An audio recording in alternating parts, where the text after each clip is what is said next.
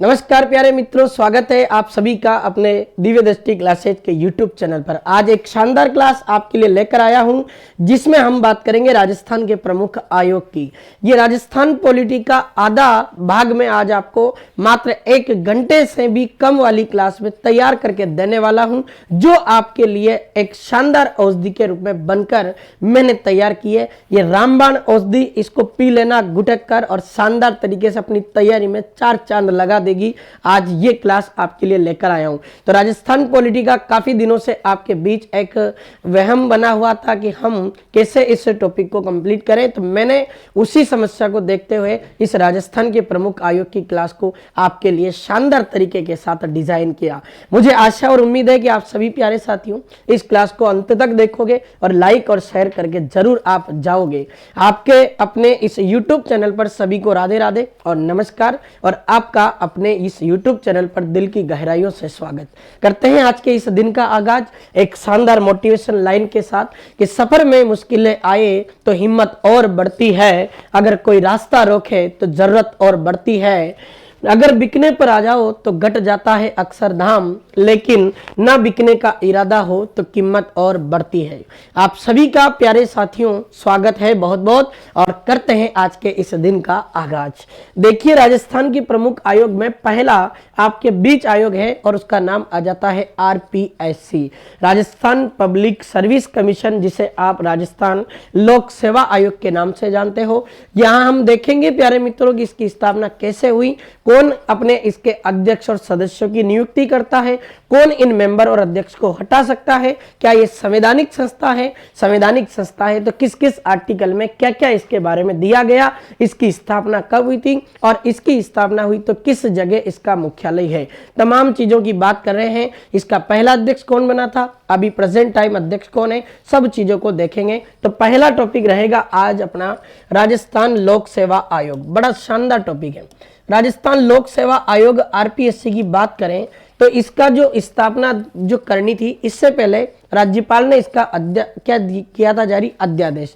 अब उस समय क्या प्यारे मित्रों कि अपना जो 16 अगस्त 1949 का समय था, उस समय अपने राजस्थान में राज्यपाल नहीं थे। उस समय आपके राजस्थान में क्या थे तो राज प्रमुख बनाए गए थे। आप सबको पता होगा कि राजस्थान के एकमात्र पहले और अंतिम राज प्रमुख कौन बने थे, तो राज प्रमुख का नाम आ जाता है सवाई मानसिंह द्वितीय। तो ये सवाई मानसिंह जो थे आपके सवाई मानसिंह सेकंड जो अपने राजस्थान के राज प्रमुख बनाए गए थे, इन्हीं ने 16 अगस्त 1949 को एक अध्यादेश जारी किया था और इन्होंने कहा था कि हम राजस्थान में एक लोक सेवा आयोग बनाएंगे। लेकिन ये अध्यादेश जारी तो हो गया था, लेकिन ये प्रभावी कब हुआ, तो ये प्रभावी होने की तिथि भी पूछी जा सकती है। प्रभावी हुई थी 20 अगस्त 1949 में, याद रखिएगा। जब इसकी स्थापना अपने 20 अगस्त 1949 को की गई थी, तब इसका मुख्यालय जयपुर हुआ करता था। बाद में आप सभी को पता होगा कि राजस्थान के एकीकरण का अंतिम चरण चल रहा था, जिसमें राजस्थान के केंद्र शासित प्रदेश अजमेर मेरवाड़ा को राजस्थान में मिलाया गया। अजमेर मेरवाड़ा जब मिला, तब राजस्थान का जयपुर और अजमेर दोनों जिलों में लेकर इस बात को विवाद हो गया कि हमारी राजधानी किसको बनाए। अब उसमें एक कमेटी बनाई गई और कमेटी ने रिकमेंडेशन दी है कि उसने कहा कि राजधानी तो जयपुर रहेगी, लेकिन उसके बदले में हम अजमेर को RPSC दे रहे हैं। इसलिए प्यारे मित्रों इंपॉर्टेंट क्वेश्चन बन जाएगा कि 22 दिसंबर 1949 को इसकी स्थापना हुई थी, और उस समय ही इसकी स्थापना की बात करें तो इसकी स्थापना होकर ये गुगरा घाटी अजमेर में इसका मुख्यालय बना दिया गया। अभी जो 22 दिसंबर 1949 है, इसमें 22 दिसंबर जो 2024 है प्यारे मित्रों, इसी 22 दिसंबर 2024 में RPSC का 76वें नंबर का स्थापना दिवस मनाया गया। ये भी आपको याद रखना है। तो RPSC की वास्तविक जो स्थापना हुई थी वो तिथि आपसे पूछे तो 22 दिसंबर 1949 है, और उस समय इसका हेडक्वार्टर हो गया था गुगरा घाटी अजमेर। जब ये स्थापित हुआ था तब इसका मुख्यालय जयपुर था। इसका अध्यादेश जारी हुआ 16 अगस्त 1949 में, राज प्रमुख सवाई मानसिंह सेकंड ने किया था। लेकिन अध्यादेश कब प्रभावी हुआ तो प्यारे मित्रों 20 अगस्त 1949 में। ये इस तरीके से आपको 4-5 पॉइंट जो है ये मैंने बताए। अगले पॉइंट पर बने। इस RPSC के जो पहले अध्यक्ष आपके बनाए गए थे, ये पहले अध्यक्ष बने थे एस.के. घोष। अब आरपीएससी में जो कुल मेंबर होते हैं ना, ये अध्यक्ष सहित अन्य सदस्यों को भी मिलाओ तो इनकी संख्या टोटल हो जाती है 8। यानी एक तो अध्यक्ष होगा और एक 7 अलग अलग सदस्य होंगे। ये आरपीएससी में अपने सदस्यों की संख्या है। इस आरपीएससी में सबसे छोटा कार्यकाल किसका रहा है? तो पी.एस. यादव आरपीएससी के चेयरमैन बने थे, जिन्होंने मात्र 38 दिन अपने आरपीएससी के अध्यक्ष के रूप में काम किया था। तो पी.एस. यादव का सबसे कम न्यूनतम कार्यकाल रहा है। ये भी बहुत अच्छा सवाल है। सर्वाधिक कार्यकाल किसका रहा? तो सबसे ज्यादा लंबे टाइम तक आरपीएससी के चेयरमैन कौन रहे थे? तो डी.एस. तिवारी रहे। अति इंपॉर्टेंट सवाल है, यह भी सवाल आपके एग्जाम में आ सकता है। फिर इसके वर्तमान अध्यक्ष की बात करूं तो ये कैलाश चंद मीणा है। लेकिन प्यारे मित्रों याद रखिएगा, कैलाश चंद मीणा अभी इस आरपीएससी के कार्यवाहक अध्यक्ष हैं। ये भी आपको याद रखना है, क्योंकि आरपीएससी के एक सदस्य कैलाश चंद मीणा, अभी इसमें किसी भी अध्यक्ष की नियुक्ति राज्यपाल ने नहीं की है। इस वजह से अध्यक्ष का पद खाली था, तो आरपीएससी के सदस्य कैलाश चंद मीणा को इसी आरपीएससी का कार्यवाहक अध्यक्ष बनाया गया है, कैलाश चंद मीणा को। आइए अगला पॉइंट देखते हैं और संवैधानिक प्रावधान देखते हैं कि आरपीएससी एक अपने संविधान में इसका उल्लेख किया गया है। अगर इसके संवैधानिक प्रावधान की बात करें तो आरपीएससी का उल्लेख 315 से लेकर 323 आर्टिकल के बीच में है। और संविधान के जो भाग 22 हैं उनमें से 14वें नंबर का जो भाग आता है वो आपके राज्य लोक सेवा आयोग से रिलेटेड है। राज्य लोक सेवा आयोग का जो संवैधानिक प्रावधान है वो आर्टिकल 315 से लेकर आर्टिकल 323 तक है। और भाग नंबर पूछे तो भाग नंबर 14 है, 14 नंबर अपन कह देंगे। फिर अगला देखो, आर्टिकल 315 ये कहता है कि जो भी कोई राज्य होगा भारत में, उस राज्य के लिए एक सेवा आयोग बनाया जाएगा। और आपको पता राजस्थान में एक लोक सेवा आयोग है, तो राजस्थान का नाम हो गया राजस्थान लोक सेवा आयोग। ये आर्टिकल 315 कहता है। फिर आर्टिकल 316 ये कहता है कि जो भी कोई अध्यक्ष होगा आरपीएससी का या उसके मेंबर होंगे, उसकी नियुक्ति होगी और उनका कार्यकाल किया जाएगा। अब उनकी नियुक्ति जो है प्यारे मित्रों, आरपीएससी के सदस्य और अपने जो भी अध्यक्ष होगा उसकी नियुक्ति राज्यपाल करते हैं। अब नियुक्ति तो हो गई, लेकिन उनका कार्यकाल भी कई बार एग्जाम में आता है। कार्यकाल पूछे अध्यक्ष और सदस्यों का तो 6 वर्ष या फिर 62 वर्ष, जो भी पहले हो, या तो अधिकतम 6 साल तक वो आरपीएससी का अध्यक्ष मेंबर रह सकता है, या फिर उनकी उम्र 62 वर्ष हो जाए तब तक वो रह सकता है। अब अगर मान लो कि आरपीएससी के किसी भी अध्यक्ष को या सदस्य को अपना त्याग पत्र देना है कि भाई मुझे ये पद छोड़ना है, तो अपना त्याग पत्र किसको देगा? राज्यपाल। नियुक्ति राज्यपाल करता है, त्याग पत्र भी राज्यपाल को देगा। कार्यकाल 6 साल का या 62 साल का होता है। ये आरपीएससी के जो भी अपने अध्यक्ष और सदस्य थे उन सभी के लिए लागू है। और अध्यक्ष और सदस्यों की जो नियुक्ति है और इनका जो कार्यकाल है, इसका उल्लेख भारतीय संविधान के आर्टिकल नंबर 316 यानी 316 में किया गया। अगला देखो, आर्टिकल 317 है जो ये कहता है कि सदस्यों को हटाया जाएगा या इनको निलंबित किया जाएगा। अब सदस्यों को हटाया कब जाएगा? अगर मान लो किसी व्यक्ति ने आरपीएससी में कुछ गलत काम किया है। जैसे मैं आपको उदाहरण दूं कि आप सभी को पता होगा सेकंड ग्रेड साइंस का एक एग्जाम हुआ था, उसको लेकर एक व्यक्ति जिसका नाम आ जाता है बाबूलाल कटारा, अभी ये जेल में है, क्योंकि इसने क्या किया था कि इसने सेकंड ग्रेड पेपर को लीक करवाने में बड़ी भूमिका निभाई थी। इसलिए अपने भारत के राष्ट्रपति द्वारा इसका सस्पेंशन कर दिया गया, निलंबन कर दिया गया और इसको तुरंत आरपीएससी से बर्खास्त किया गया। तो इसको जो हटाना है, इसको निलंबित करेगा वो राष्ट्रपति करेगा, राज्यपाल नहीं कर सकता। राज्यपाल नियुक्ति कर सकता है और त्याग पत्र ले सकता है, लेकिन हटाने का और इसको निलंबित करने का अगर किसी को अपने क्या है अधिकार, तो वो राष्ट्रपति को है। बाबूलाल कटारा के बाद एसआई भर्ती में एक और आरपीएससी के सदस्य का नाम आता है और रामूराम रायका का नाम आया था। ये भी अपनी बेटी और बेटे को क्या बना चुका था? थानेदार। इस वजह से इसको भी जेल में डाला है। तो ये रामूराम रायका और बाबूलाल कटारा, इनको बर्खास्त करके इनका निलंबन किया जाए, तो ऐसा काम राष्ट्रपति करता है और ये ऐसा काम करता है आर्टिकल नंबर 317 में।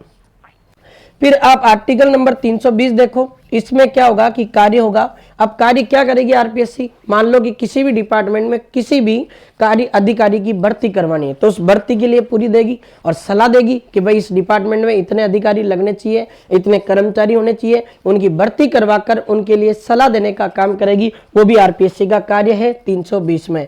इसके जो भी खर्चे होंगे, ये सबके सब खर्चे अपने संचित निधि पर भारित होंगे। संचित निधि मतलब जो भी अपने राजस्थान की संचित निधि होगी, उसी संचित निधि के माध्यम से आरपीएससी के अध्यक्ष और सदस्यों को वेतन दिया जाएगा। आर्टिकल 323 क्या कहता है? ये कहता है कि ये वार्षिक प्रतिवेदन तैयार करके राज्यपाल को सौंपेगी। अब ऐसा क्यों? आरपीएससी ने 1 साल के अंदर क्या काम किया, वो आरपीएससी पूरा 1 साल का बायोडेटा लेकर एक कागज, एक डॉक्यूमेंट बनाकर राज्यपाल के पास जाएगी और राज्यपाल उसी वार्षिक प्रतिवेदन को विधानसभा में रखवाता है कि हमारे राज्य लोक सेवा आयोग ने इस प्रकार से इस साल में ये काम किया। ये अपने आरपीएससी का आ जाएगा वार्षिक प्रतिवेदन। और ये आर्टिकल नंबर किसमें आता है? तो 323 यानी 323 में। देखो याद रखना कैसे, राज्य के लिए एक सेवा आयोग होगा, इसका गठन आर्टिकल 315 में है।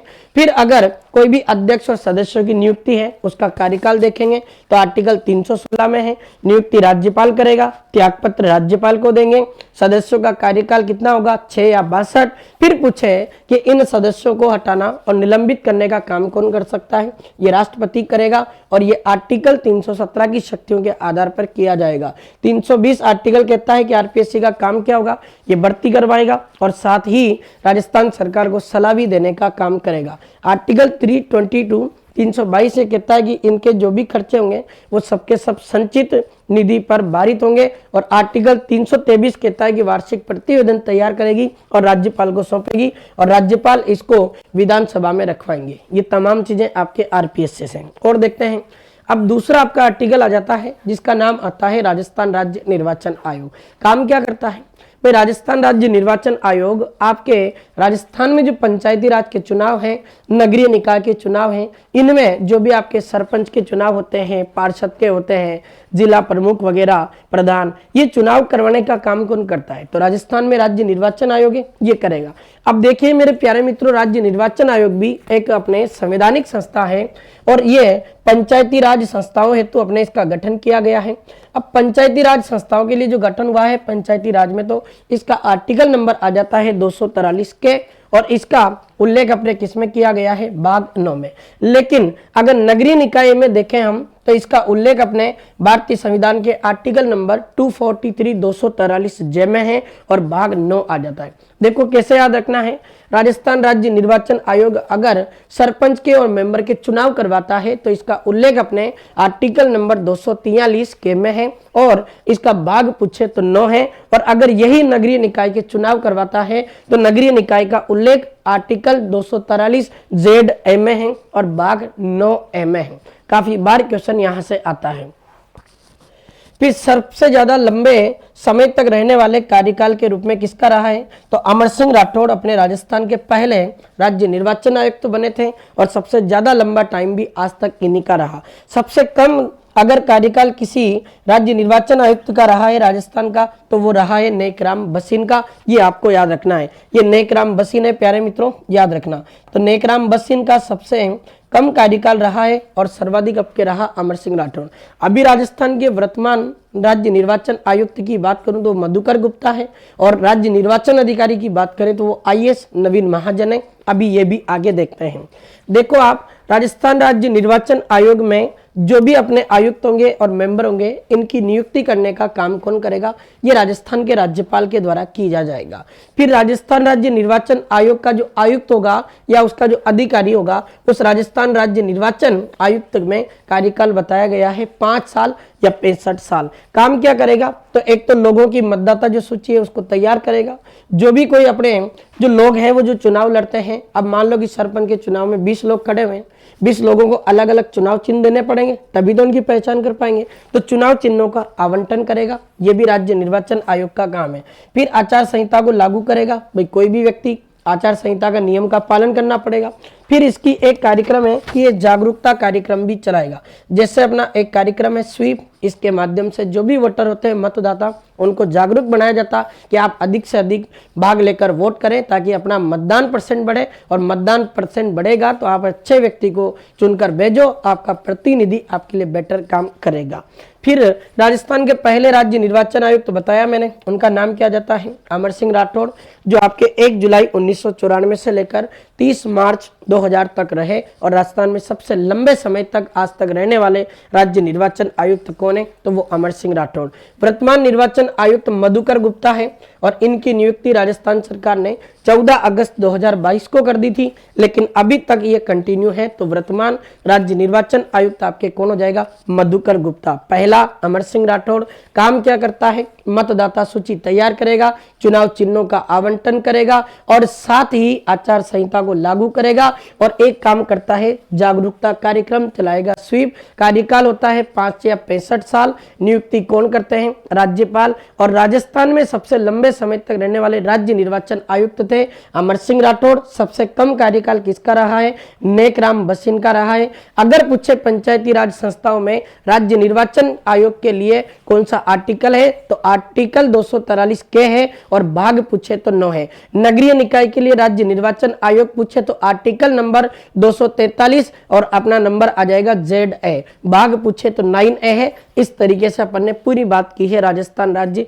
निर्वाचन आयोग की। अब इससे रिलेटेड कोई स्पेशल फैक्ट हो तो देख लेते हैं अपन। देखो, इस राजस्थान राज्य जो निर्वाचन आयोग है, इसकी स्थापना का आदेश जारी कर दिया गया था राज्यपाल ने और ये 17 जून 1994 को हुआ था। और इसकी जो पंचायती राज अधिनियम है, इसी 94 पंचायती राज अधिनियम राजस्थान का आया था 1994। इसकी धारा 120 थी। इसके तहत राज्यपाल द्वारा राज्य निर्वाचन आयोग के गठन करने के लिए आदेश जारी किया गया। लेकिन प्यारे मित्रों, कभी कभी राजस्थान राज्य निर्वाचन आयोग की स्थापना पूछ ले तो स्थापना इसकी 1 जुलाई 1994 में रहेगी। क्यों रहेगी, क्योंकि इसका अध्यादेश जारी तो हो गया था 17 जून को, लेकिन इसने काम करना कब प्रारंभ किया था, 1 जुलाई 1994 में।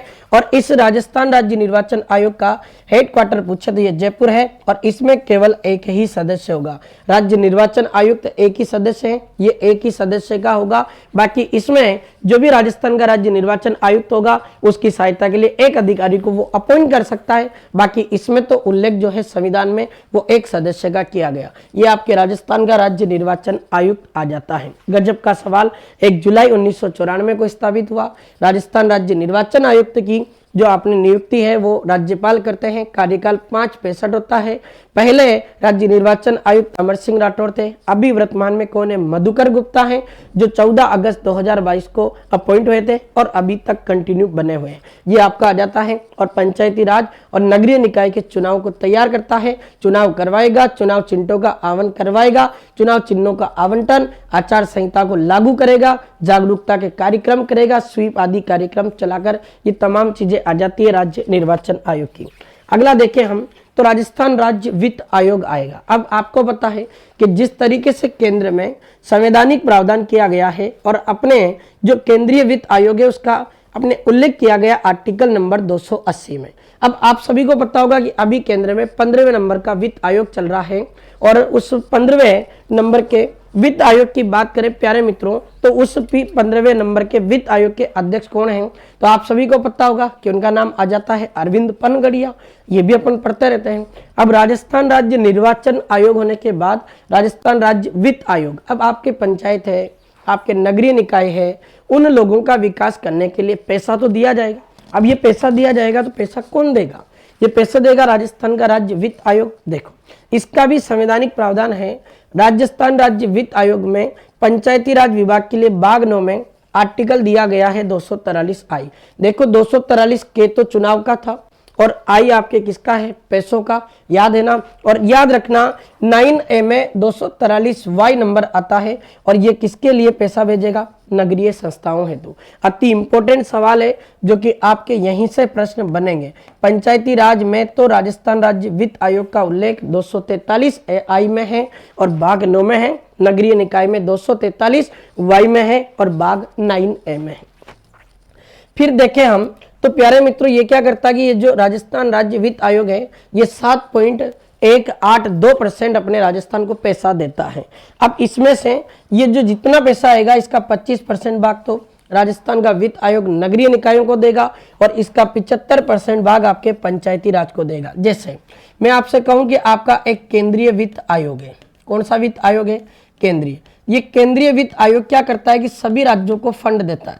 अब इसने कहा कि हम हमारा जो राजस्थान राज्य है इसे हम जो 100% है या 100 रुपए है, उसमें से हम केवल 7.182% राजस्थान को देते हैं। हमारे पास मान लो कि ये अपने पास में 1000 रुपए थे और 1000 रुपए ये वित्त आयोग ने ट्रांसफर किए। 1000 में से आपके पास ये पैसे आ रहे हैं। अब ये पैसे आ रहे हैं आपके पास, तो इसको क्या करना है, इसका 25% भाग तो हम नगरीय निकाय को दे देंगे और 75% भाग हम किसको डिवाइड करेंगे, पंचायती राज को। ये काम किसका है, राजस्थान राज्य वित्त आयोग का। अब देखो, जो भी ये राजस्थान राज्य की वार्षिक रिपोर्ट होगी कि हमने इतना पैसा भेजा है, कहाँ कितना खर्च हुआ, ये वार्षिक रिपोर्ट तैयार करके किसको भेजी जाएगी, ये राज्यपाल के पास आती है। फिर देखना इसमें राजस्थान राज्य वित्त आयोग का जो गठन है प्यारे मित्रों, इसका गठन जो किया गया था ये प्रत्येक 5 साल में किया जाता है। अब प्रत्येक 5 साल में इसका गठन किया जाएगा, ये किसकी जिम्मेदारी रहेगी, ये राज्यपाल की। पहले अध्यक्ष आपसे पूछा जाए तो के गोयल हैं, जिनका पूरा नाम आ जाता है कृष्ण कुमार गोयल। अभी वर्तमान में जो अध्यक्ष पूछे तो वर्तमान में अध्यक्ष आपके आ जाते हैं प्यारे मित्रों, ये लक्ष्मण सिंह नहीं होंगे, वर्तमान में आपके अध्यक्ष आएंगे और उनका नाम आ जाता है प्रद्युमन सिंह। क्या नाम आता है, प्रद्युमन सिंह। तो अभी वर्तमान में जो आपका 6 नंबर का वित्त आयोग चल रहा है, उस 6 नंबर वित्त आयोग के अध्यक्ष है प्रद्युमन सिंह। इसमें 2 सदस्य हैं, एक तो अशोक लाहोटी है और एक लक्ष्मण सिंह रावत। ये तो मेंबर है दोनों, पर अध्यक्ष प्रद्युमन सिंह को बनाया गया। अब इस अपन बात करें राजस्थान राज्य वित्त आयोग की स्ट्रक्चर कैसी है, तो इसमें एक अध्यक्ष हो सकता है और अधिकतम कितने मेंबर हो सकते हैं, 4। कुल मिलाकर 5 सदस्यों का एक आयोग बनेगा राजस्थान राज्य वित्त आयोग, एक अध्यक्ष और 4 सदस्य। अभी फिलहाल इसमें 2 सदस्य अपने खाली हैं, 2 ही हैं, अशोक लाहोटी और लक्ष्मण सिंह रावत हैं, जबकि अध्यक्ष कौन है, प्रद्युमन सिंह। पहला कौन था, कृष्ण कुमार गोयल था। राजस्थान राज्य वित्त आयोग के अध्यक्ष और सदस्यों की नियुक्ति भी कौन करता है, राज्यपाल, और त्याग पत्र भी किसको सौंपते हैं, ये राज्यपाल को। देखिएगा, अगर हम बात करें प्यारे मित्रों कि राजस्थान राज्य वित्त आयोग का गठन प्रत्येक 5 साल में होगा। पहले अध्यक्ष कृष्ण कुमार गोयल, वर्तमान प्रद्युमन सिंह और सदस्य अशोक लाहोटी और लक्ष्मण सिंह रावत। संरचना, एक अध्यक्ष होता है और 4 सदस्य होते हैं और नियुक्ति राज्यपाल करता है और आपका त्याग पत्र भी किसको सौंपा जाता है, राज्यपाल को। अगला देखो, एक आपके लिए शानदार ऑफर है, दिव्य दृष्टि क्लासेज आपके लिए 25, 26, 27 दिसंबर को एक शानदार ऑफर लेकर आया है। इस ऑफर में जितने भी हमारे लाइव कोर्सेज हैं वो आपको 499 रुपए में उपलब्ध होंगे। साथ ही रिकॉर्डेड कोर्स आपके लिए 299 और टेस्ट सीरीज आपके लिए 199 रुपए में हम प्रेजेंट कर रहे हैं। तो प्यारे मित्रों, ये 3 दिन का ऑफर है, इसका जब आप जमकर लाभ उठाएं ताकि आपको ऐसा कोर्स मिल जाए। 499 रुपए में तो कुछ नहीं आता है, जिसमें आपको एक भर्ती का पूरा कोर्स लाइव दिया जा रहा है। आप कोर्स को परचेज कर सकते हैं। तो देरी किस बात की, आज ही आपको प्ले स्टोर से दिव्य दृष्टि क्लासेज का ऐप डाउनलोड करना है और वहां से आप पूरी जानकारी इन कोर्स की ले सकते हैं। अगला देखते हैं, फिर आता है आपका राजस्थान राज्य महिला आयोग। ऐसे आयोग जो प्रश्न आते रहते हैं। राजस्थान राज्य महिला आयोग की बात करें तो इसका राज्य सरकार द्वारा विधानसभा में विधेयक पेश किया गया था और सरकार ने यह विधेयक पेश किया था 23 अप्रैल 1999 को। अब सरकार ने विधेयक तो भेज दिया, लेकिन विधेयक पास होते होते इसको टाइम लग गया और इसका गठन हुआ 15 मई 1999 को। राजस्थान राज्य महिला आयोग का हेडक्वार्टर कहाँ रखा गया, जयपुर में। तो इसकी स्थापना पूछी जाए तो स्थापना हो जाएगी 15 मई 1999 को। अब ये जो राजस्थान का राज्य महिला आयोग है, ये एक गैर संवैधानिक है, या फिर इसको बोल सकते हैं अपन सांविधिक निकाय। तो सांविधिक का मतलब होता है इसका उल्लेख संविधान में नहीं किया गया। ये राज्य सरकार ने अपनी महिलाओं की सुरक्षा के लिए इसका गठन किया है, ध्यान रखना। तो 15 मई 1999 को स्थापित हुआ था राजस्थान राज्य महिला आयोग। लेकिन एक सवाल पूछे कि इसने कार्य करना कब प्रारंभ किया था, तो इसका जो कार्य प्रारंभ हुआ था ना, वो मार्च 2000 से हुआ था। मैं लिख देता हूं, इस राजस्थान राज्य महिला आयोग का कार्य प्रारंभ अगर आपसे पूछा जाए तो इसने कार्य करना प्रारंभ कर दिया था आपके, और इसने कार्य करना शुरू किया था आपके मार्च के माह में, और मार्च के माह में सन 2000 में। तो मार्च 2000 से ही ये काम कर रहा है, ये आपको याद रखना है। अब देखो, राजस्थान राज्य महिला आयोग में कुल 5 मेंबर हो सकते हैं, एक अध्यक्ष होगी, 3 इसमें सदस्य होते हैं और एक इसका सदस्य सचिव होता। यानी एक अध्यक्ष, एक सदस्य सचिव जो अपने आरएस अधिकारी लेवल का अधिकारी सरकार अपॉइंट करेगी और 3 मेंबरों की नियुक्ति इसमें कर सकती है। टोटल राजस्थान राज्य महिला आयोग की संरचना में 5 सदस्य होते हैं। इनकी नियुक्ति कौन करेगा? राज्य सरकार करेगी। ध्यान रखना, आपको पूछ सकता है कि राजस्थान राज्य महिला आयोग की नियुक्ति कौन करती है, तो ये सरकार करती है, ना कि राज्यपाल। सरकार की इच्छा है जिस महिला को वो बना सकती है इस आयोग का अध्यक्ष। इंपॉर्टेंट सवाल है, क्योंकि कई बार क्या होता है कि नियुक्ति पूछे अपने रह जाता है याद कि राज्यपाल आएगा, तो नहीं करना है। राजस्थान राज्य महिला आयोग में राज्य सरकार करती है। कार्यकाल इनका 3 साल का ही होता है महिला आयोग का, ध्यान रखना। पहली इसकी अध्यक्ष बनी थी महिला आयोग की और उसका नाम आ जाता है कांता खतूरिया। तो कांता खतूरिया अपने राजस्थान राज्य महिला आयोग की पहली अध्यक्ष है। अभी वर्तमान में ये पद क्या चल रहा है? खाली चल रहा, क्योंकि पहले कांग्रेस के समय रेहाना रियाज चिश्ती को इस राजस्थान राज्य महिला आयोग का अध्यक्ष बनाया गया था, लेकिन जैसे सरकार ने पलटी मारी तब से ये पद खाली है और पहली महिला अध्यक्ष पूछे तो कांता खतूरिया है। 3 साल का कार्यकाल है, राज्य सरकार अपॉइंटमेंट करती है, 5 मेंबर होते हैं और राजस्थान राज्य सरकार ने इसका विधेयक भेजा था 23 अप्रैल को और प्यारे मित्रों इसकी स्थापना हो गई थी 15 मई 1999 को। कार्य प्रारंभ किया था इसने मार्च 2000 से। ये गैर संवैधानिक या सांविधिक निकाय है, ये भी आपको याद रखना है। अगला देखते हैं, फिर आ जाता है आपका राजस्थान राज्य सूचना आयोग। अति इंपॉर्टेंट है, आप सभी ने राइट टू इंफॉर्मेशन का नाम सुना होगा, आरटीआई सूचना का अधिकार अधिनियम। इस आरटीआई अधिनियम की एक धारा है जिसकी धारा आ जाती है धारा 15। इसी धारा 15 के तहत अपने इस राज्य सूचना आयोग का गठन किया गया। अब बात करें प्यारे मित्रों की इसकी गठन की जो तिथि आती है, वो गठन की तिथि आपके आ जाती है 13 अप्रैल 2006 को। 13 अप्रैल 2006 को गठित तो गया था, लेकिन इस राजस्थान राज्य सूचना आयोग ने भी कार्य करना कब प्रारंभ किया था? 18 अप्रैल 2006 को। अति इंपॉर्टेंट सवाल, काफी बार एग्जाम में पूछा हुआ। देखो गठित 13 तारीख को हो गया, लेकिन काम इसके 5 दिन बाद कर रहा है। 18 अप्रैल 2006 इसकी वास्तविक स्थापना पूछी जाए तो 18 अप्रैल याद रखना, और ये अगर ऑप्शन में नहीं हो तो फिर 13 अप्रैल 2006 आएगा। आरटीआई अधिनियम 2005 का है जिसकी धारा 15 आती है। और आप सबको पता होगा कि आरटीआई के लिए अपने अजमेर जिले की एक अरुणा रॉय का नाम आता है, जिन्होंने काफी प्रयास किया था कि कोई भी एक व्यक्ति अगर किसी भी डिपार्टमेंट से किसी भी प्रकार की सूचना लेना चाहे तो उस व्यक्ति को यह अधिकार देना चाहिए। उसके तहत ही ये बनाया गया था, ये आपको याद रखना है। फिर राजस्थान के पहले जो आपसे सूचना आयुक्त पूछे तो उनका नाम आ जाता है एमडी कोरानी। काफी बार सवाल आया है, तो राजस्थान के फर्स्ट आपके राज्य सूचना आयुक्त पूछे तो एमडी कोरानी है। और अभी वर्तमान में इसका मुख्य सूचना आयुक्त पूछे तो 5वें नंबर पर एमएल लाठर, जिनका नाम आ जाता है मोहनलाल लाठर। अति इंपॉर्टेंट सवाल है, ऐसे ही सवाल आपके लिए बन जाएंगे। ये करंट के मुद्दे भी रहते हैं इसलिए पूछे जाते हैं। मोहनलाल लाठर आपके पूर्व डीजीपी भी रहे राजस्थान के, और इन्हें अभी वर्तमान में राज्य सूचना आयुक्त बनाया गया है, ध्यान रखना। इसमें बहु सदस्य हैं, तो इसमें कितने भी सदस्य इसमें जोड़े जा सकते हैं ये आपको याद रखना है। तो ये कैसा निकाय हो जाएगा आपका? और ये आपका हो जाएगा बहु सदस्य निकाय। ये इस तरीके से प्यारे मित्रों आपका एक शानदार जो अपना आता है वो राज्य सूचना आयोग आ जाता है। अब देखो यहाँ से हम बात करें कि अपन ने क्या क्या चीजें पढ़ी हैं। राजस्थान राज्य सूचना आयोग का गठन आरटीआई अधिनियम 2005 की धारा 15 के तहत किया गया। गठन हो गया था 13 अप्रैल 2006 को, लेकिन कार्य करना शुरू करता है अपने 18 अप्रैल 2006 को। बहु सदस्य निकाय है। इसका पहला राज्य सूचना आयुक्त किसको बनाया गया था? एमडी कोरानी को। और अभी वर्तमान में 5वें नंबर के कौन है? तो मोहनलाल लाठर है। फिर आ जाता है राजस्थान राज्य सूचना आयोग जो है, इसके जो अध्यक्ष और सदस्यों की जो नियुक्ति है ये कौन करता है? राज्यपाल। और राज्यपाल भी अपनी इच्छा से नहीं कर सकता है, एक सिलेक्शन कमेटी होगी, चयन समिति, उसकी सिफारिश के आधार पर करता। जो भी चयन समिति बनेगी ना, इस चयन समिति में इसका अध्यक्ष माना जाएगा राजस्थान के मुख्यमंत्री को।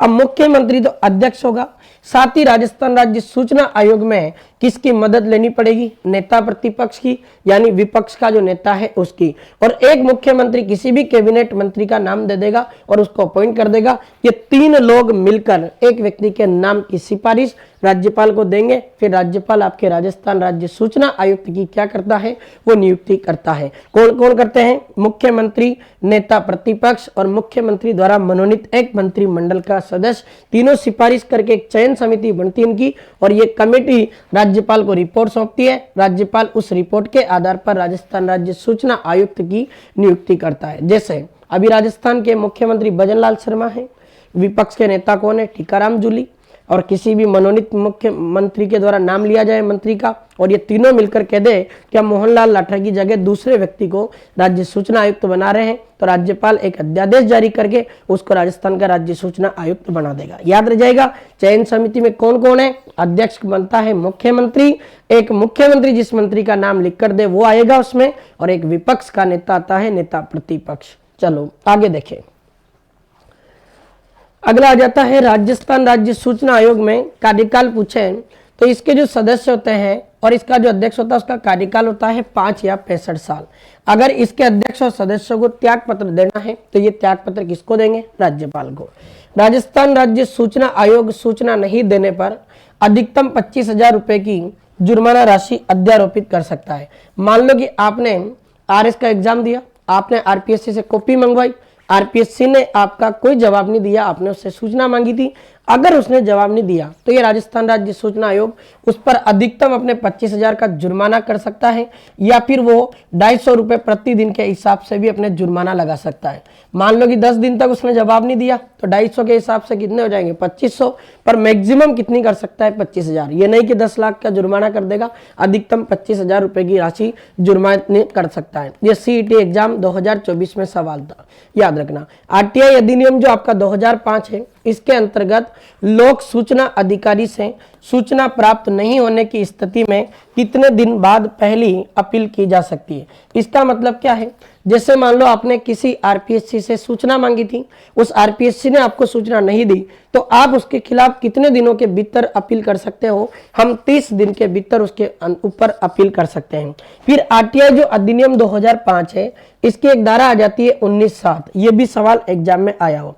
इस आरटीआई अधिनियम 2005 की धारा जो है अपने 19(7), ये कहती है कि राजस्थान के लोक जो अधिकारी है उस पर राजस्थान राज्य सूचना आयोग का आदेश बाध्यकारी होगा, यानी उसको ये करना पड़ेगा। जैसे मान लो कि मैं किसी तहसील का तहसीलदार होता और मुझे किसी किसान ने आरटीआई मांगा था मेरे से कि मेरे ये जमीन है और मुझे आप इसकी सूचना दो, मैंने अगर उस व्यक्ति को सूचना नहीं दी और वो व्यक्ति अगर राजस्थान राज्य सूचना आयुक्त के पास पहुंच गया और राजस्थान राज्य सूचना आयुक्त ने अगर वो आदेश निकाल दिया तो मुझे किसी भी कंडीशन में उसका जवाब देना पड़ेगा और लिखकर जवाब देना पड़ेगा, ऐसा आरटीआई अधिनियम की धारा 19(7) कहती है। तो लोक अधिकारी को जो भी राज्य सूचना आयोग का आदेश मिलेगा वो उसके लिए बाध्यकारी होगा। आरटीआई अधिनियम 2005 की धारा 19(7) के अनुसार ऐसा कहा गया। बड़ा शानदार सवाल है।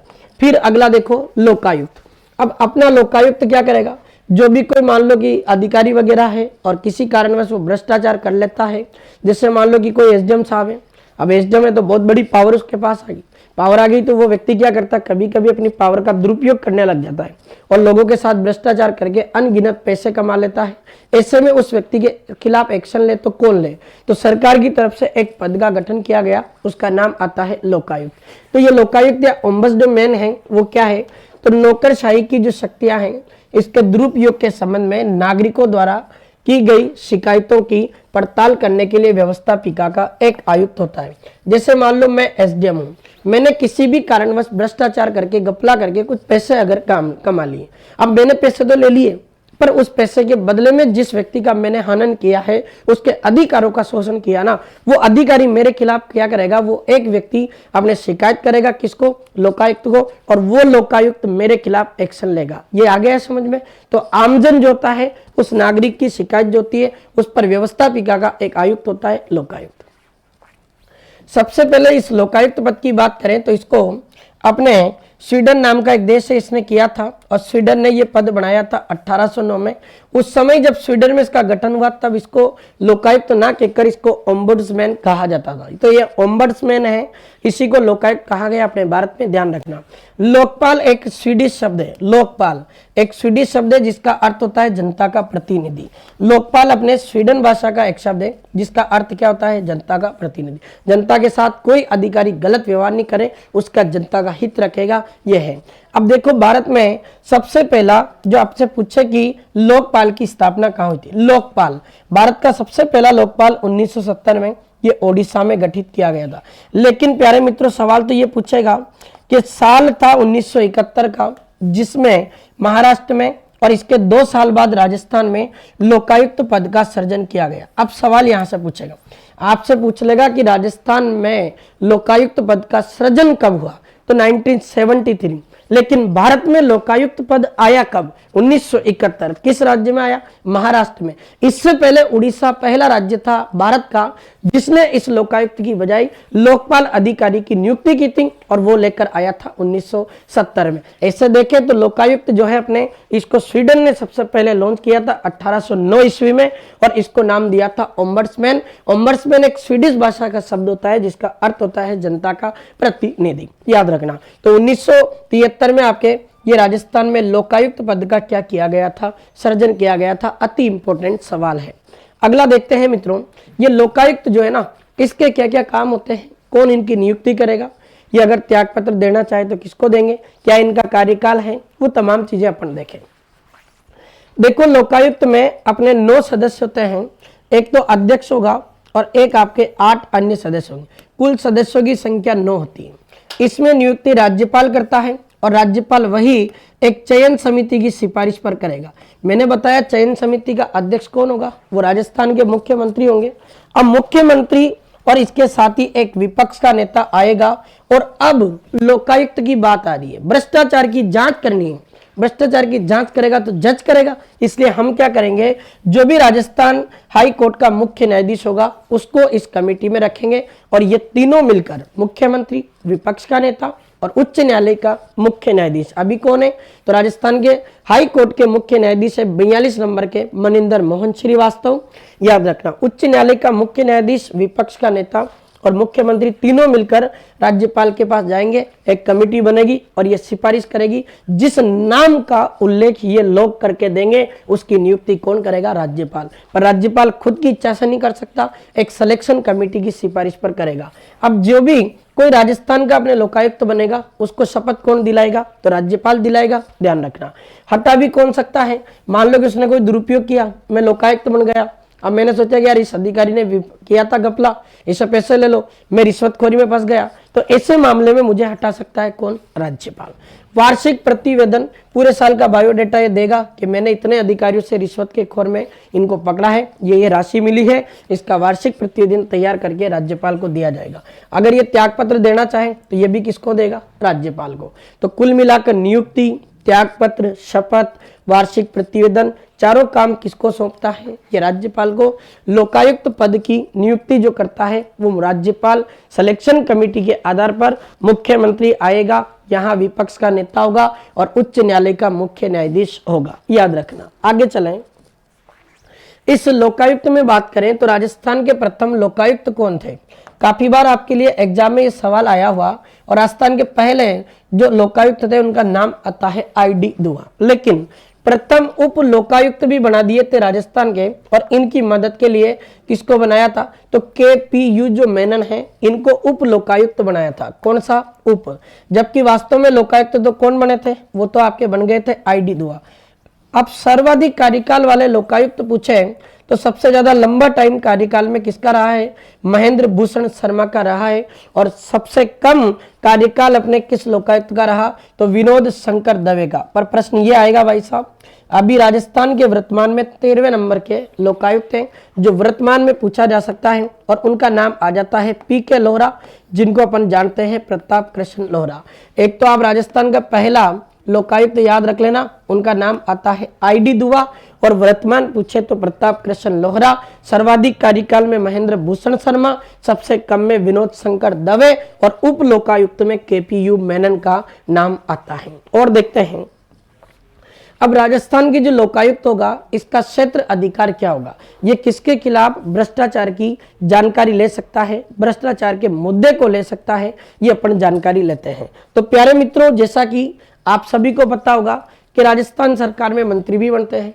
अब राजस्थान सरकार ने कुछ मंत्रियों को बना दिया और अगर मान लो कि मंत्री ने क्या किया कि उसने घोटाला कर दिया किसी भी डिपार्टमेंट का, तो उस राजस्थान के समस्त मंत्रियों के खिलाफ एक्शन ले सकता है लोकायुक्त। लोक सेवक कोई भी सरकारी अधिकारी हो, आरएस हो, वो मास्टर हो, वो कोई भी हो, उस लोक सेवक के ऊपर भी एक्शन लेगा लोकायुक्त। सचिव, मान लो कि सचिवालय में कोई सचिव हो किसी भी डिपार्टमेंट का, वो शिक्षा विभाग हो, चिकित्सा विभाग हो, उसके सचिव के खिलाफ भी एक्शन ले सकता है लोकायुक्त। विभाग अध्यक्ष, कोई भी विभाग है उसका अध्यक्ष किसी को बना रखा है तो उसके खिलाफ भी एक्शन लेगा। फिर जिला परिषद के प्रमुख और उप प्रमुख, ये भी आएंगे इसमें। बड़ा अच्छा सवाल है। मान लो कि आप जिला प्रमुख हो और उप जिला प्रमुख है, आपने भ्रष्टाचार करके जनता का पैसा निकालकर आपने क्या किया, उनका शोषण, तो इस समय आपके खिलाफ एक्शन लेगा। पंचायत समिति के प्रधान भी इसमें शामिल है, याद रखना।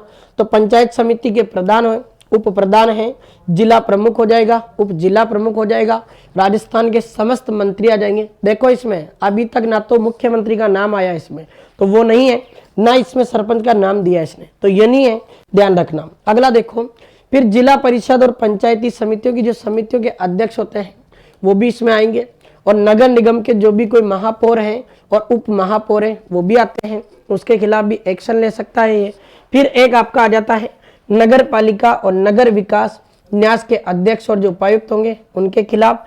राजकीय जो कोई कंपनी है, जैसे आपके हिंदुस्तान कॉपर लिमिटेड है, HZL है, हिंदुस्तान जिंक लिमिटेड, इनके कोई भी अपने मंडल का अध्यक्ष हो उसके खिलाफ भी ये एक्शन ले सकता है। फिर अधिकारियों व कर्मचारियों के विरुद्ध अपने शिकायतों की जांच इनके दायरे में आती है। और लोकायुक्त, प्यारे मित्रों ध्यान रखना, 5 साल से पुराने मामलों की जांच नहीं कर सकता। ये सबसे बड़ा इंपॉर्टेंट सवाल आपके लिए बनेगा। तो प्यारे मित्रों, इंपॉर्टेंट फैक्ट है कि लोकायुक्त अपने कितने साल पुराने से ज्यादा मैटर का आकलन नहीं कर सकता। कोई अधिकारी जिसने 6 साल पहले अगर कोई घपला किया था तो उसकी जांच इसके दायरे में नहीं आएगी। केवल पुराने 5 साल का होना चाहिए मामला, उसी पुराने 5 साल के मामले की जांच करने में सक्षम माना जाएगा लोकायुक्त। अब किस किसके खिलाफ? राजस्थान के समस्त मंत्री, राजस्थान के अधिकारी, समस्त विभागों के अध्यक्ष, जिला प्रमुख, उप जिला प्रमुख, प्रधान, उप प्रधान, नगर निगम के महापौर, नगर निगम के उप महापौर, और जो भी कोई राजकीय कंपनी उसका अध्यक्ष, उसके मंडल का अध्यक्ष, नगरीय निकाय में जो भी काम करने वाली समितियां होती है जिला परिषद की, उसका अध्यक्ष, उसके सदस्य इसमें शामिल है। तो ये याद रखना तमाम। और देखो, राजस्थान राज्य मानवाधिकार आयोग, इसकी बात करें। अब ये भी क्या है कि इसका उल्लेख भी अपने संविधान में नहीं किया गया, और ये भी सरकार ने अपनी खुद की इच्छा से बनाया। सरकार ने क्यों बनाया? कि जो भी राजस्थान के मानव है उन मानवों का हनन ना हो, उनको अधिकार मिले, उनको सुरक्षा मिले, उनको संरक्षण मिले, इसलिए राजस्थान राज्य मानवाधिकार आयोग का गठन किया गया।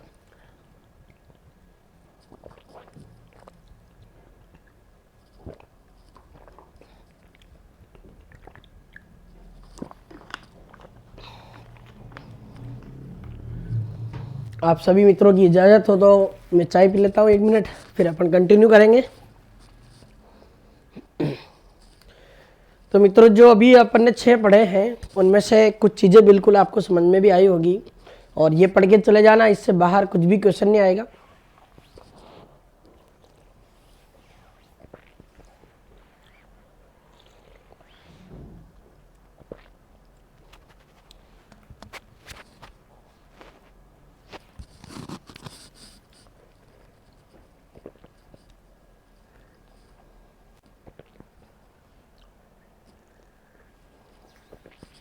चलिए, धन्यवाद आपका।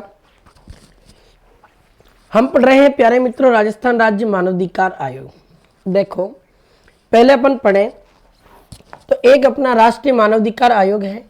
इस राष्ट्रीय मानवाधिकार आयोग का गठन 12 अक्टूबर 1993 को किया गया, और राष्ट्रीय मानवाधिकार आयोग का गठन किया गया था। इसका मुख्यालय नई दिल्ली को बनाया गया, और राष्ट्रीय मानवाधिकार आयोग का पहला अध्यक्ष किसको बनाया था? रंगनाथ मिश्रा को बनाया था। अब प्यारे मित्रों, जैसा कि आप सभी को पता होगा, एक मानवाधिकार दिवस भी मनाया जाता है, और ये मानवाधिकार जो आपका दिवस आता है ये मानवाधिकार दिवस आपका आ जाता है 10 दिसंबर को। क्यों मनाया जाता है? क्योंकि 10 दिसंबर 1948 का दिन था और उस दिन अपने अंतर्राष्ट्रीय मानवाधिकार संगठन की स्थापना हुई थी। इसलिए जो है अंतर्राष्ट्रीय मानवाधिकार दिवस ये हमेशा 10 दिसंबर को मनाया जाता है। अब यहाँ बात करें हम कि ये अपना राजस्थान का जो राज्य मानवाधिकार आयोग है, इसका उल्लेख संविधान में नहीं है। उल्लेख संविधान में नहीं है तो ये सांविधिक होगा या फिर इसी को क्या बोल सकते हैं अपन, वैधानिक। इसकी पृष्ठभूमि देखें तो अंतर्राष्ट्रीय मानवाधिकार आयोग आपके 10 दिसंबर 1948 को बना था, इसलिए 10 दिसंबर को कौन सा दिवस है? मानवाधिकार दिवस। इसी अंतर्राष्ट्रीय मानवाधिकार आयोग को देखते हुए भारत सरकार ने भी राष्ट्रीय मानवाधिकार आयोग बनाया। 12 अक्टूबर 1993 को पहला अध्यक्ष बनाया था रंगनाथ मिश्र को और नई दिल्ली में इसका हेडक्वार्टर रखा गया। अब हम राजस्थान की तरफ बढ़ते हैं। राजस्थान राज्य मानवाधिकार आयोग, राजस्थान स्टेट ह्यूमन जो राइट अपना जो कमिश्नर है, कमीशन, इसकी बात करें, ये राजस्थान राज्य मानवाधिकार आयोग का गठन अपने किया गया है धारा 21(1) के तहत। राजस्थान राज्य मानवाधिकार आयोग की स्थापना भी पूछी जाती। इसकी स्थापना 18 जनवरी 1999 को की गई थी, लेकिन इसने कार्य करना प्रारंभ किया था आपके 23 मार्च 2000 से। ये सवाल भी एग्जाम में आया हुआ। देखो इसका गठन अपने धारा 21(1) के तहत हुआ है। स्थापना 18 जनवरी 1999 को हो गई। कार्य स्टार्ट कर रहा है 23 मार्च को 2000 में। संरचना इसकी जो धारा 21(2) है, इसमें संरचना का उल्लेख किया गया। राजस्थान का राज्य मानवाधिकार आयोग जो होगा, इसमें अपने कुल 5 सदस्य होंगे और 5 सदस्यों में एक तो अध्यक्ष होगा और एक आपके क्या होंगे, 4 सदस्य। अभी हम बात करें तो राजस्थान राज्य मानवाधिकार आयोग के जो वर्तमान अध्यक्ष है ना, उनका नाम आता है गंगाराम मूलचंदन। अब 4 सदस्य है और एक अध्यक्ष, यानी कुल मिलाकर 5 सदस्य। राजस्थान राज्य मानवाधिकार आयोग जो है, इसका मुख्यालय जयपुर में है। अगर इसके अध्यक्ष और सदस्यों को त्याग पत्र देना है तो ये त्याग पत्र किसको देते हैं? राज्यपाल को ही देते हैं। अब आओ आगे, फिर हम देखें कि मानवाधिकार आयोग संरक्षण जो संशोधन अधिनियम है, ये संरक्षण संशोधन अधिनियम आपके किया गया था 2006 में। भाई बन तो आपके 1999 में गया। अब इसके तहत अपने संरक्षण अधिनियम 2006 में ये कहा गया कि पहले इसमें एक अध्यक्ष और 4 सदस्य थे। अब हम एक काम कर रहे हैं कि इसके 5 सदस्यों की बजाय 3 रखेंगे और एक अध्यक्ष और 2 सदस्य अभी वर्तमान में ये कर दिया गया। भाई जब इसकी स्थापना हुई थी तब तो इसमें कुल सदस्य 5 थे, एक अध्यक्ष 4 सदस्य, पर इसी में संशोधन किया है 2006 में और संशोधन करते कहा गया कि सदस्यों की संख्या 4 से घटाकर हम 2 कर रहे हैं और एक अध्यक्ष, यानी कुल कितने सदस्य होंगे? 3। फिर हम बात करें कि राजस्थान में राजस्थान राज्य मानवाधिकार आयोग जो बना, इसकी पहली अध्यक्ष किसको बनाया गया था? तो कांता कुमारी भटनागर को बनाया गया था। प्यारे मित्रों याद रखना। सर्वाधिक कार्यकाल की बात करें तो इसमें सबसे ज्यादा लंबे टाइम तक रहने वाले राजस्थान राज्य मानवाधिकार आयोग के नाम को नंबर कौन है? तो नगेंद्र कुमार जैन है। ये भी आपको याद रखना। तो नगेंद्र कुमार जो जैन है, इनका सबसे ज्यादा टाइम रहा है मानवाधिकार आयोग के अध्यक्ष के रूप में। सबसे न्यूनतम कार्यकाल की बात करें तो सबसे कम कार्यकाल में जो पहली बनी थी उसका नाम आता है, महिला थी अध्यक्ष, और कांता कुमारी भटनागर। इन्होंने सबसे कम समय तक आयोग के अध्यक्ष के रूप में काम किया, जबकि सबसे ज्यादा कौन करके गए? एनके जैन, नगेंद्र कुमार जैन। ये याद रखना। अब फिर देखिए अध्यक्ष जो है इस राजस्थान राज्य मानवाधिकार आयोग का अध्यक्ष कौन होगा? या तो राजस्थान हाई कोर्ट का सेवानिवृत्त, जिसकी क्या हो गई पेंशन, वो सेवानिवृत्त मुख्य न्यायाधीश हो या फिर कोई भी अन्य न्यायाधीश हो, पर वो सेवानिवृत्त होना चाहिए। उसको पूरी जांच एजेंसी का पता होना चाहिए, पूरी एक एक लोगों की जानकारी होनी चाहिए। ऐसे न्यायाधीश को इसका अध्यक्ष बनाया जाएगा। यानी कुल मिलाकर जो भी राजस्थान राज्य मानवाधिकार आयोग का अध्यक्ष बनेगा ना, वो या तो राजस्थान हाई कोर्ट का मुख्य न्यायाधीश रहा होगा या वो राजस्थान हाई कोर्ट में जज के रूप में कार्य किया होगा। उसी व्यक्ति को राजस्थान राज्य मानवाधिकार आयोग का अध्यक्ष बनाया जाएगा। ये बहुत बड़ी बात है। और इसके पहले अध्यक्ष के रूप में कौन बनी थी? तो कांता कुमारी भटनागर, और अभी वर्तमान में कौन है? गंगाराम मूलचंदन। आओ देखते हैं। इसके अध्यक्ष और सदस्यों की नियुक्ति राज्यपाल करते हैं। और राज्यपाल किसकी समिति पर सिफारिश पर? तो चयन समिति की सिफारिश पर। इसी राजस्थान में जो अपने चयन समिति की सिफारिश पर अध्यक्ष और सदस्यों की नियुक्ति हो रही है ना, ये नियुक्ति होगी आपके धारा नंबर 22 के अकॉर्डिंग। ये राष्ट्रीय मानवाधिकार आयोग की धारा है 22। इसके अकॉर्डिंग राजस्थान के राज्यपाल द्वारा एक चयन समिति के आधार पर सदस्यों की और अध्यक्ष की क्या होगी? नियुक्ति। अब इसमें चयन समिति में 4 व्यक्ति होंगे। अध्यक्ष होगा मुख्यमंत्री, विधानसभा के अध्यक्ष इसमें भाग लेंगे, लीडर ऑफ अपोजिशन विपक्ष का नेता भाग लेगा, और जो भी राजस्थान में गृह मंत्री होंगे वो भी इसमें भाग लेगा। कई बार क्या होता है कि गृह मंत्रालय अधिकतर मुख्यमंत्रियों के पास ही होता है, तो उसमें उसकी आवश्यकता नहीं पड़ती, फिर वो खुद अकेले ही होता है, और एक विधानसभा का अध्यक्ष और एक विपक्ष का नेता। अब देखो चक्कर कहां पड़ेगा, आपके लिए बड़ा कंफ्यूजन सवाल ये ही बनेगा कि राजस्थान राज्य मानवाधिकार आयोग में कौन होता है। भाई मुख्यमंत्री, विपक्ष का नेता, ये दो चीजें तो कॉमन है, पर इसमें यहां उन्होंने क्या लिखा है, विधानसभा अध्यक्ष। जैसे देवनानी साहब है, अब इसके अध्यक्ष की नियुक्ति करनी है तो देवनानी साहब को ले जाना पड़ेगा, और ये गृह मंत्री अगर मुख्यमंत्री के पास है तो ठीक है, नहीं तो उसको भी लेके जाओ। 4 व्यक्ति की रिपोर्ट राज्यपाल को देंगे और एक चयन समिति बनेगी। ये चयन समिति सिफारिश करके राजस्थान में अपने राज्य मानवाधिकार आयोग के सदस्यों की नियुक्ति करेगी। फिर देखो राजस्थान राज्य मानवाधिकार आयोग के अध्यक्ष और जो सदस्य होते हैं इनका कार्यकाल कितना है। अभी ये क्वेश्चन इंपॉर्टेंट है और पूछा गया, इसका उल्लेख अपने धारा 24 में किया गया, और इसके सदस्यों और अध्यक्षों का कार्यकाल या तो 3 साल होता है, या फिर अधिकतम उनकी उम्र कितनी हो 70, या तो 3 साल या 70 साल, जो भी पहले हो उनका कार्यकाल होता है राजस्थान राज्य मानवाधिकार आयोग का। वर्तमान आयोग के अध्यक्ष कौन है, तो 10वें नंबर के हैं Gangaram Mulchandani. Very very important है, ये साल 2024 में अधीनस्थ बोर्ड ने 2 बार इस प्रश्न को सीईटी में पूछा है। 2 सदस्य इसके अभी, क्योंकि इसमें सदस्य आ जाएगा एक तो महेश गोयल और एक आ जाएगा रामचंद्र सिंह जाला। आपको पता है कि 2006 में संशोधन करके एक अध्यक्ष और 2 ही सदस्य बनाने की बात कही थी। जब ये बना था तब उस समय 5 सदस्य थे, अभी 3 हैं और तीनों का पद भरा हुआ। अध्यक्ष गंगाराम मूलचंदानी, मेंबर महेश गोयल हैं और रामचंद्र सिंह जाला। ये कार्यवाहक अध्यक्ष भी रहे। जब गंगाराम मूलचंदानी की अपॉइंटमेंट नहीं हुई थी तब कार्यवाहक के रूप में किसने काम किया था, रामचंद्र सिंह जाला ने। चलो एक और देखते हैं, राजस्थान का महाअधिवक्ता। महाअधिवक्ता मतलब राजस्थान सरकार का सबसे बड़ा वकील या राजस्थान का सबसे बड़ा विधि सर्वोच्च अधिकारी कौन होता है, महाअधिवक्ता। एक संवैधानिक पद है जिसका उल्लेख भारतीय संविधान के आर्टिकल नंबर 165 में किया गया है। अभी वर्तमान में महाअधिवक्ता आपके राजेंद्र प्रसाद गुप्ता है, बात करेंगे अब उनकी भी। देखो संवैधानिक प्रावधान देखें तो अनुच्छेद 165 में इसका उल्लेख है, ये भाग 6 में उल्लेखित है। राज्य का क्या होता है, तो सर्वोच्च अधिकारी होता है, और विधि, विधि का मतलब होता है जो सभी जानकारी जानता हो, जो कानून के बारे में जानकारी रखता हो, वो राज्य का सर्वोच्च विधि अधिकारी। नियुक्ति या त्याग पत्र कौन है, तो राज्यपाल ही नियुक्ति करेगा, और अध्यक्ष सदस्य जो भी होगा इसका महाधिवक्ता वो क्या करेगा, राज्यपाल को त्याग पत्र देगा। पहले अगर महाधिवक्ता पूछे तो 1957 में किसको बनाया गया था, तो ये जीसी कासलीवाल को बनाया गया था, और अभी वर्तमान महाअधिवक्ता का नाम आ जाता है राजेंद्र प्रसाद गुप्ता। ये सवाल भी अपने अधीनस्थ बोर्ड ने पूछ लिया। तो राजस्थान के वर्तमान में महाअधिवक्ता कौन है, राजेंद्र प्रसाद गुप्ता है। पहले कौन थे, जीसी कासलीवाल। इनकी नियुक्ति और त्याग पत्र का संबंध राज्यपाल से है, और ये राजस्थान का सर्वोच्च विधि अधिकारी होता है, और इसका उल्लेख भाग 6 में आर्टिकल नंबर 165 में किया गया। बड़ा शानदार सवाल। आगे देखो, राजस्थान का महाअधिवक्ता राजस्थान विधानसभा की कार्यवाही में भाग ले सकता है। बिल्कुल, मान लो कि राजस्थान की विधानसभा चल रही है और उसकी कोई कार्यवाही चल रही, तो उसमें भाग तो ले सकता है, लेकिन उस कार्यवाही में कोई भी अध्यादेश जारी हुआ तो उस अध्यादेश पर वोट नहीं दे सकता। ये इंपॉर्टेंट है। और ये जो कार्यवाही में भाग लेगा ना, ये इसका उल्लेख भी संविधान के आर्टिकल में है, और ऐसा आर्टिकल है 177 नंबर 177।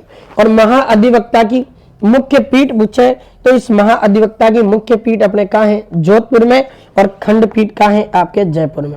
अब क्यों है, क्योंकि आपको पता है राजस्थान हाई कोर्ट तो जोधपुर है ना, तो उसकी मुख्य पीठ वहां है। जहां विधि यानी कानून की बातें होगी तो कानून वाला अधिकारी कहाँ बैठेगा, जोधपुर में, और इसकी जो एक खंडपीठ पूछे तो यह जयपुर है। आगे देख लेते हैं। और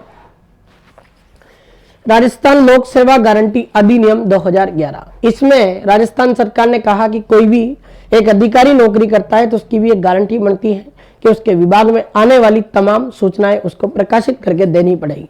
ये राजस्थान लोक सेवा गारंटी अधिनियम अपने राजस्थान में गहलोत साहब के समय लागू हुआ था, और गहलोत साहब द्वारा इसको 14 नवंबर 2011 में लागू कर दिया गया था।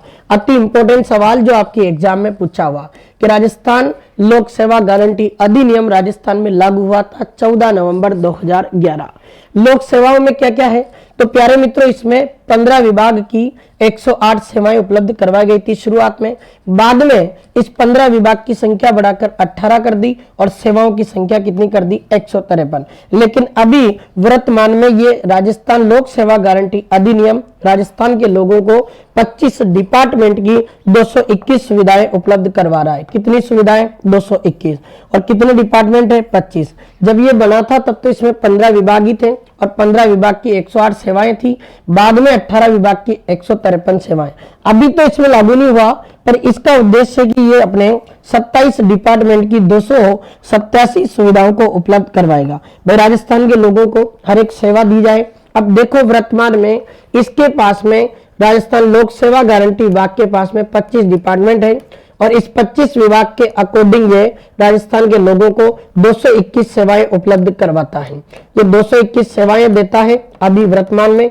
जब ये बना था तब 15 विभाग की 108 सेवाएं देता था, बाद में 18 विभाग की 153 सेवाएं दी, अभी 25 विभाग की 221 दे रहा है और अभी आने वाले दिनों में इसमें धीरे धीरे 27 डिपार्टमेंट हो जाएंगे और 27 डिपार्टमेंट मिलकर टोटल जो सेवा देगा ये 287। आप तो याद रखना किसने कब लागू हुआ था, 14 नवंबर 2011।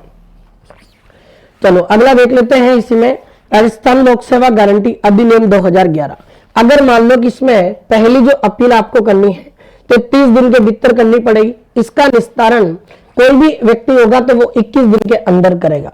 आपने अपील की और आपने अपील कर दी तो आपकी अपील को स्वीकार करके 21 दिन के अंदर आपको जवाब देना पड़ेगा।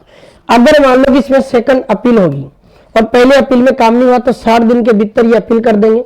अगर अपील में वो व्यक्ति सही पाया गया तो उसके ऊपर दंड सौंपा जाएगा और उसको 500 रुपए से लेकर 5000 रुपए तक की आर्थिक दंड के रूप में उसको दंड दिया जा सकता है। फिर बात करेंगे इसका उद्देश्य क्या है। इसका प्रमुख उद्देश्य है कि जो पारदर्शिता है और शिकायत जो निवारण तंत्र है इसको उपलब्ध करवाना। कोई व्यक्ति सेवा ले रहा है तो उसको सेवा प्राप्ति का अधिकार है।